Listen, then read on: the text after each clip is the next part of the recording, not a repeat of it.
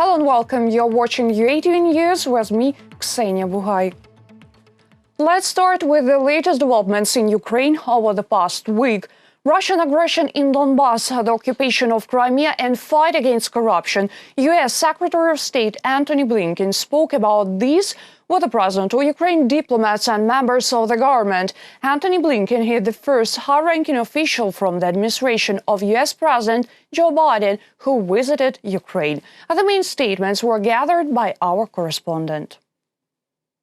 2021 will be a fundamental year for the relationships between the United States and Ukraine. This was stated by Volodymyr Zelensky following a meeting with the U.S. delegation at the president's office. They talked about Russian aggression in Donbas and the accumulation of the Russian military presence in the occupied Crimea and along the eastern borders of Ukraine.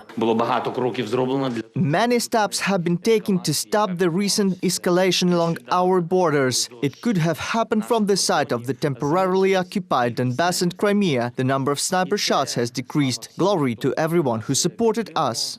Antony Blinken assured the United States supports Ukraine in its fight against Russian aggression. Among other things, they are holding back the Kremlin with the help of sanctions and are providing Ukraine with defense weapons. We'll continue to strengthen our security partnership in close collaboration with you to make sure that Ukraine can defend itself against aggression.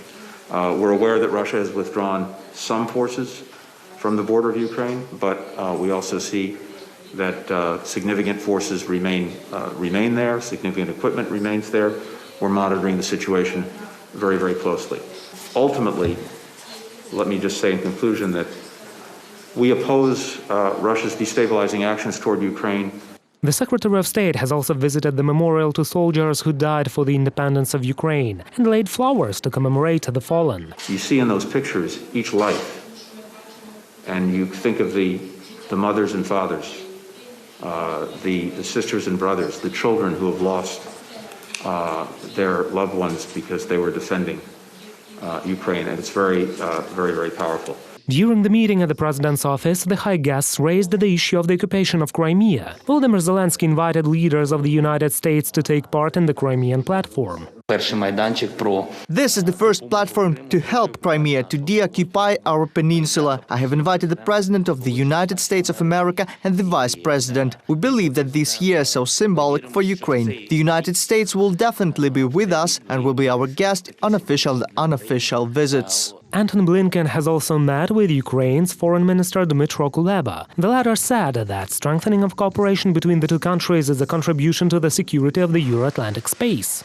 The United States of America are Ukraine's ally number one in security and defense. And everything that has been offered to Ukraine since 2014 is deeply appreciated, not only by the government, but also by the people of Ukraine. And I want all to be fully aware of that appreciation. And we will be looking forward to further deepening our cooperation.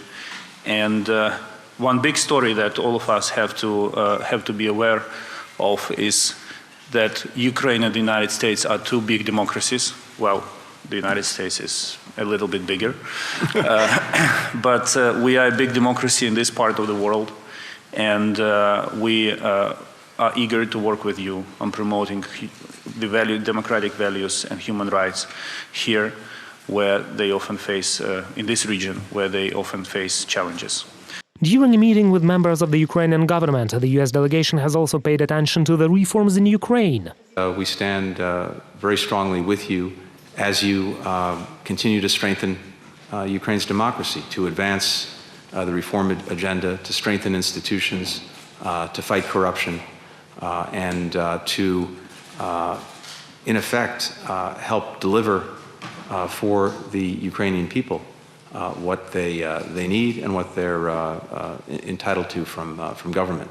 Antony Blinken hasn't ruled out that the U.S. President Joe Biden may come to Ukraine this year. Now the parties are working out the format of the meeting of the two heads of state. Reported by Vadim Kramer and Yulia Krychkova, UATV News. A roadmap for Ukraine's NATO membership will be discussed at the Euro-Atlantic Alliance Summit in June. This was announced by the President of Poland, Andrzej Duda, at a meeting in Warsaw on Monday. The presidents of Ukraine, Poland, Lithuania, Latvia and Estonia signed a common declaration All of them were invited by the Polish leader to celebrate the 230th anniversary of the constitution of the Polish-Lithuanian Commonwealth. Our correspondents will tell about the results of the meeting. A number of leaders of the European Union member states expressed support for the territorial integrity and sovereignty of Ukraine. The presidents of Ukraine, Poland, Lithuania, Latvia and Estonia met in Warsaw. They promised to help Kyiv on its way to EU membership. I believe that the European Union should be very powerful and strong. It should invite countries that want to be in the European Union. And I'm grateful to you for supporting Ukraine. Ukrainians gave their lives on Independence Square for this national will. It seems to me that Ukraine is a powerful country that will strengthen the European Union. Presidents Andrzej Duda, Volodymyr Zelensky, Kersti Kaljulaid, Egil Slevits and Gitanas Nausėda signed a common declaration of solidarity among the 5 countries. We understand and support the aspirations of all the nations of the region with which our people are united by common historical destiny and who, like us, strive to use freedom and democracy, bravely demanding respect for their rights. We believe that for all of us the solidarity of people, especially in the face of modern threats to our common security, is one of the cornerstones of peace, stability, development, prosperity and sustainability. Such a declaration is not just a symbolic step, political analysts say.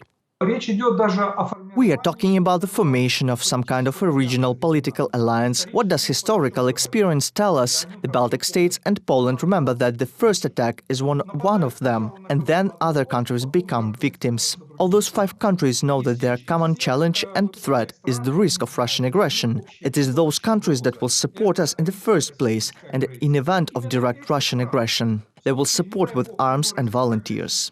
Along with Ukraine, Poland is one of the main opponents of Nord Stream 2. We are acting as a united front in attempts to suspend the completion of work, and this coincides with the interests of the United States. Therefore, we also have common interests, which testify to the fact that countries can be partners. Ukrainian and Polish leaders also held a bilateral meeting. Volodymyr Zelensky and Andrzej Duda are confident that there will be no more historical clashes between Kyiv and Warsaw in the near future. We also talked about bilateral projects that can be implemented with the money of the European Union. And such a step can already be interpreted as a reapproachment between Ukraine and the EU. We have a common project related to the Ukrainian national minorities in Przemysl and the Polish minority in Lviv. The history of our peoples was also discussed, but I'm sure that all issues can be resolved within the frameworks of good and neighborly relations. Polish President Andrzej Duda also confirmed that he will visit Ukraine in August to participate in the Crimean Platform Summit. This is an international initiative that will help create a mechanism for the deoccupation of Crimea. Reported by Vadim Kramer and Artem Holub, UATV News. They saw with their own eyes the truth about Russia's aggression against Ukraine and promised to tell it to the European community. This is how the foreign ministers of the Benelux countries commented on their trip to the Luhansk region. The foreign ministers of Belgium, the Netherlands and Luxembourg visited the contact line and talked to Ukrainian servicemen. According to Ukrainian foreign minister, this visit demonstrates the solidarity of the Benelux countries, which is important amid the escalation of hostilities by Russia. Last month, we did an enormous diplomatic work to unite the world around Ukraine. We were talking about measures the European Union in whole and its member states in particular could take to hold on Russia. We were talking about the Crimean platform, and so we are waiting for guests from Belgium, the Netherlands and Luxembourg to participate in the platform.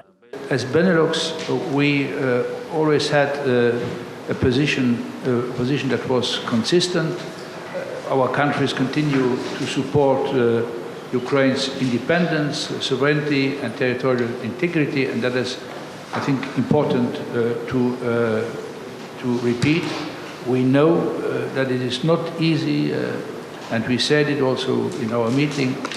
You are a country still under occupation, and to try to face this and to make reforms is not an easy job.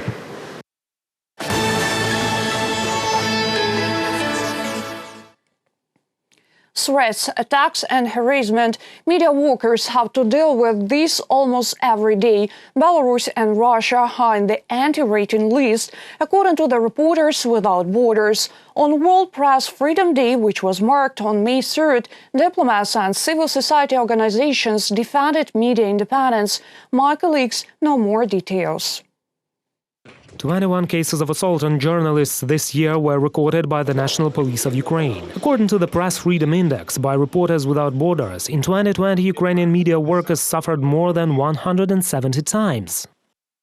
Media workers and public journalists continue facing repressions and unjustified interference in their news coverage concerning the Autonomous Republic of Crimea. Due to the armed aggression of the Russian Federation in the temporarily occupied territories of eastern Ukraine, journalists exposed their lives and health to danger while performing their professional duties. It is almost impossible for independent journalists to work there. Journalists, bloggers and photo reporters working in the temporarily uncontrolled territories of Donbas are exposed to immense pressure and danger. For all this time, as long as the armed conflict lasts, we as media workers and journalists became the first swallow, so to say, the first people the armed groups dealt with, because they were afraid of us in 2014 and in 2021 as well. According to UNESCO, since 2020, 76 journalists have been killed throughout the world. Currently, the most dangerous country for media workers on the European continent is Belarus. After the scandalous presidential elections in August of 2020, independent media there were harassed by law enforcement agencies. At present, journalists in Belarus have to work in the conditions of total terror. We work understanding that at any moment they can come for us. That is, they may detain us while we are performing our professional duties, recording interviews. They can take us from the apartment or detain on the street. We are under constant 24/7 threat.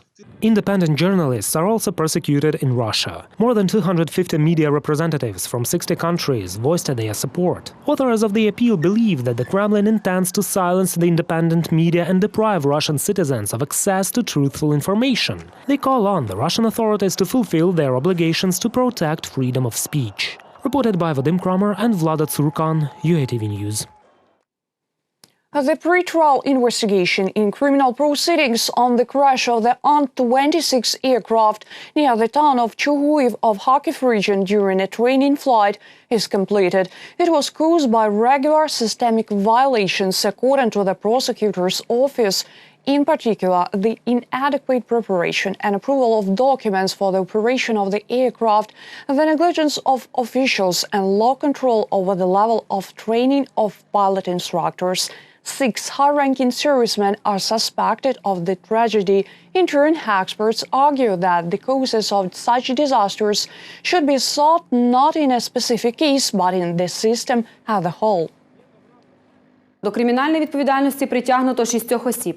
6 persons were brought to criminal responsibility: commander of the Air Force of the Armed Forces of Ukraine, head of the Ivan Kozhedub Kharkiv National University of Air Force, military unit commander, deputy commander of a military unit, deputy commander of the military unit for flight training, head of flight management on September 25, 2020 at Kyiv airfield. The global reason is the lack of the attention of the whole state leadership during the period of Ukraine's independence. Insufficient funding, insufficient provision of pilots and technical support. It applies to everyone, and only then we will reach the military unit that operated this aircraft and the preparation of the educational institution that carried out the appropriate training. On September 25th, the Antonov An-26 aircraft, on which cadets of the Kharkiv Air Force University performed a training flight, crashed while landing at the airfield of a military base. 27 people were on board, cadets and instructors of the University of the Air Force. 25 of them died immediately. Another one died of the burns in the hospital. The only survivor is Cadet Vyacheslav Zolochevsky.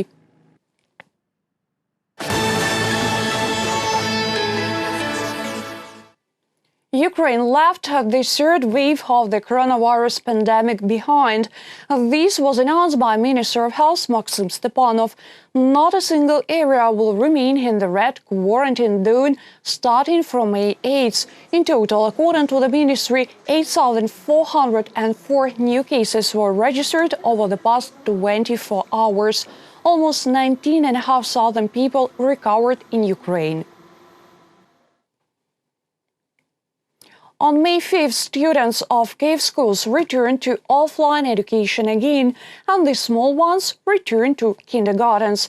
My colleagues will tell whether the last lockdown affected the length of the school year and why the children are happy to return to their lessons. 7-year-old Sofia is happy to return to school. The online lessons are finally over. Starting at school is much more interesting, the girl says. I want to go to school because I have friends there. I like school. Sofia's mom says that distance learning has become another challenge for parents. But thanks to the teacher, the child did not miss the classes. We have learned some life hacks. I realized that we cannot do without a tablet because parents' phones can be thrown away. For first graders, the most effective way is when parents sit next to the kid, because otherwise some drawings appear in a math notebook, or it is necessary to wash at the desk because of the paint after art lessons. The success of distance learning depends not only on the teacher. Parents of the Kyiv school children also had to work hard. Of course, it is difficult to be at home with this 7-year-old child, but someone should be at home. We use the phone, therefore we are certainly glad that we are returning to school. Online learning cannot replace a real school, educational ombudsman Serhiy Gorbachev stresses. There are more than 2,000 schools in Ukraine in settlements where there is not a single internet provider. I would also like to see compensation for educational losses introduced in Ukraine. Very serious funds are allocated by the economies of the EU countries. The Netherlands, for instance, where the distance learning is of high quality. There, the state believes that children still lost several months of the usual process, and that is why they allocate 8.5 billion euros for compensation programs, namely individual lessons. Kyiv school children will complete their education on May 28th. Graduates of the 9th and 11th grades were freed from the final state exams this year. But the external independent assessment of knowledge for those willing to enter the universities has not been cancelled. Meanwhile, the possibility of introduction of the distance learning in the new academic year, which will start in September, will depend on the epidemic situation in the country. Reported by Vadim Kramer and Svetlana Sich, UATV News. Ukraine has signed a contract with Pfizer on the supply of additional 10 million doses of COVID-19 vaccine.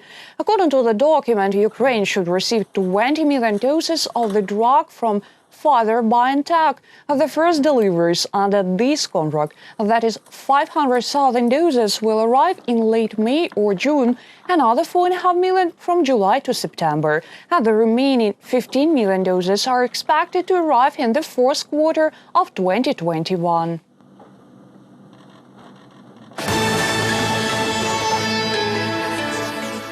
On Sunday, May the 2nd, Christians of the Eastern Rite celebrated Easter. Solemn services were held in more than 13,000 churches throughout the country. According to the Ministry of Internal Affairs, 743,000 believers attended the services. Our journalists will tell about the quarantine restrictions and how the holiday was celebrated in the regions. In the city of Kharkiv, violations of quarantine restrictions were not recorded during the divine services. In total, the Pretrial police made 5 reports throughout Ukraine. Representatives of the clergy note that the majority of believers have listened to the recommendations of the Ministry of Health. Now people take it seriously because many people have been ill. That is why they followed all the necessary rules. Mostly people wearing masks. The people are already used to them. This became a part of the liturgical life. Besides, they didn't forget to disinfect hands during the service.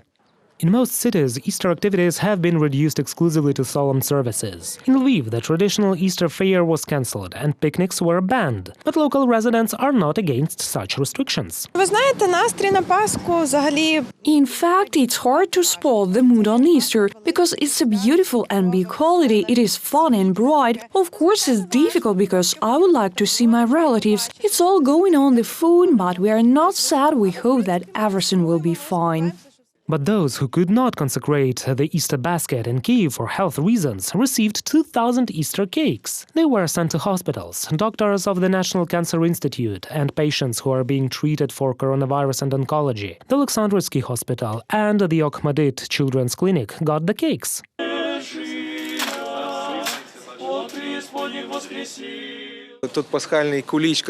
That Easter cake will be sent to duty posts where there are nurses, paramedics, where our doctors today are really at the forefront of the struggle for life. And the resurrection of Christ is the triumph of life. This is victory. And I want the patients to believe in victory, that the disease can be overcome. Reported by Vadim Kramer, Danilo Kobza, Yulia Bil, Natalia Husak and Natalia Bilokudria, UATV News. Enthusiasts from the capital are trying to preserve the unique Kyiv monumental mosaics. One of the mosaic panels has been cleared of dust, moss and advertisements. And at the central bus station in Kyiv, the restoration of a mosaic by modernist artists Ada Rybachuk and Volodymyr Melnichenko is underway. What is the uniqueness of such works? Our journalists know. This mosaic adorns a shopping center in one of Kyiv's residential districts. The Tree of Life appeared here in the late 1960s, but over several decades the work by the Ukrainian artist Irina Petrova has turned into a billboard. Advertisements and different signs were glued upon the artwork. Because of the signs, the beak of this bird suffered a bit, but due to the quality of the work, only one fragment of a small tile was dismantled during washing. Recently, activists of the My Kyiv initiative, together with local residents, returned the color and former beauty to the mosaic. What is important is that it was made by Ukrainian masters. It is not only the Soviet art, as many constantly stress. It is obvious that in those days there were also ideological mosaics. It is important to say that this does not fall under the decommunization law. This is monumental art that is now underestimated a lot. After all, this is an area of serial building. It is these things that give authenticity and originality to this place. In the middle of the past century, they used to decorate the whole districts with similar art. The facades of the buildings depicted the conquest of space, builders and folklore motives. I was shocked that this mosaic was washed in Berezhniki district. It is very appreciated. These initiatives are extremely important. Everything is symbolic here, our whole life and history as well. Is it better to tear it off and paint the wall? Obviously not. It is better to wash it. Though its style is Soviet, rough and strict, it's better to have it this way. However, not everyone understands the historical and cultural significance of the mosaics. It seems to me this is an outdated art. Honestly, I do not really notice. I can't say I like it or I don't like it. I just don't look at the walls. The uniqueness of Ukrainian mosaics is in the technique and materials used by the artists. Enthusiasts restore the panels by cave masters Ada Rybachuk and Volodymyr Melnichenko. To make such a mosaic, one needs a lot of knowledge and be an educated professional monumental artist. Unfortunately, the workshop where the monumental artists were trained had been closed. There is a big difference between mosaics laid out by professionals from the Soviet period, for example, and mosaics made of broken tiles. In order to fix the damaged parts, modern technologies were used. But the very ceramic tile, which is laid out on the mosaic, had to be looked for. Some of the old stocks were given by the author Volodymyr Melnichenko himself. The rest was made by the Chernihiv ceramist Marina Hondish. Some fragments of the mosaic were created from scratch using photographs. Reported by Vadim Kramer and Svetlana Sich, UATV News. That was our final story this week. Thank you for watching. Stay tuned. More updates on our official website, YouTube and Facebook pages.